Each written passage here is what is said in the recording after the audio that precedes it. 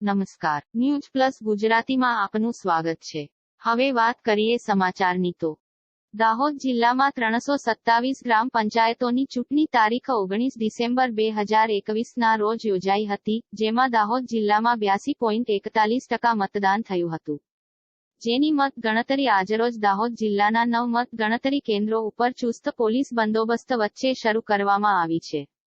દાહોદ જિલ્લાના દાહોદ, ઝાલોદ, ફતેપુરા, સિંગવડ, સંજેલી, ગરબાડા, ધાનપુર, દેવગઢ બારિયા, લીમખેડા ખાતે સવારના 9 વાગ્યાથી મત ગણતરી શરૂ કરવામાં આવી છે। વહેલી સવારથી મત ગણતરી કેન્દ્રો ઉપર ઉમેદવારો અને સમર્થકો મોટી સંખ્યામાં ઉમટી પડ્યા છે। સૌ કોઈ પોતાના ગામના સરપંચ કોણ બનશે તેની ઉત્સુકતા સાથે મત ગણતરી કેન્દ્ર ઉપર રાહ જોઈ રહ્યા છે। તમામ મત ગણતરી સ્થળો ઉપર કાયદો અને વ્યવસ્થાની સ્થિતિ જળવાઈ રહે તે માટે એસઆરપી સહિતના પોલીસ જવાનોને સુરક્ષા વ્યવસ્થા માટે તૈનાત કરવામાં આવ્યા છે। વ્યવસ્થા અને બંદોબસ્તનું નિરીક્ષણ કરવા જિલ્લા કલેક્ટર અને એસપીએ તમામ કેન્દ્રોનું જાત નિરીક્ષણ કર્યું હતું। તો સાથે જ એસપી હિતેશ જોયસરે પ્રજાને અનુરોધ કર્યો છે કે કોઈ પણ વ્યક્તિ કાયદો હાથમાં ના લે, નહીં તો તેમના વિરુદ્ધ કાયદેસરની કાર્યવાહી હાથ ધરવામાં આવશે।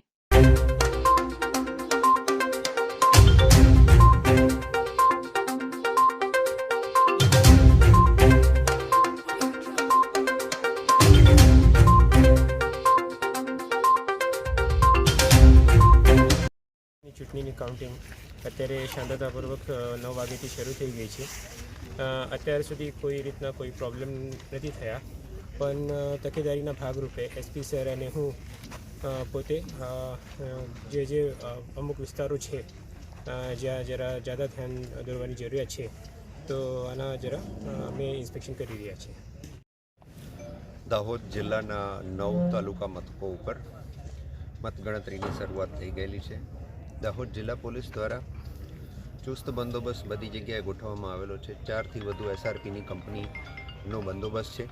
હોમગાર્ડ, જીઆરડી તમામ મળી અને 3000 જેટલા પોલીસ જવાનો ખડે પગે ઊભા છે।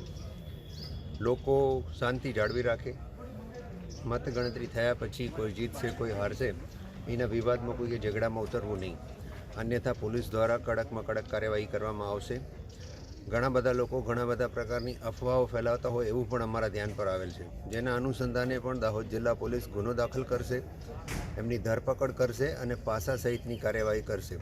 તો તમામ ઉમેદવારોએ ખેલદિલીપૂર્વક અને જે પણ પરિણામ આવે એ બાદ કોઈ પણ પ્રકારે અનિચ્છનીય બનાવ બને નહીં, એમાં પોલીસ તો સતર્ક છે, પણ સમાજના ગામના તમામ આગેવાનોની પણ નૈતિક ફરજ છે એ પણ દાહોદ જિલ્લા પોલીસને સહકાર આપે।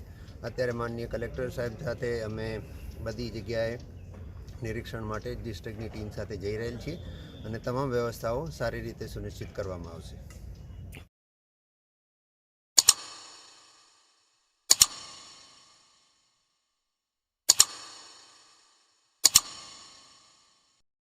Thank you for watching News Plus Gujarati.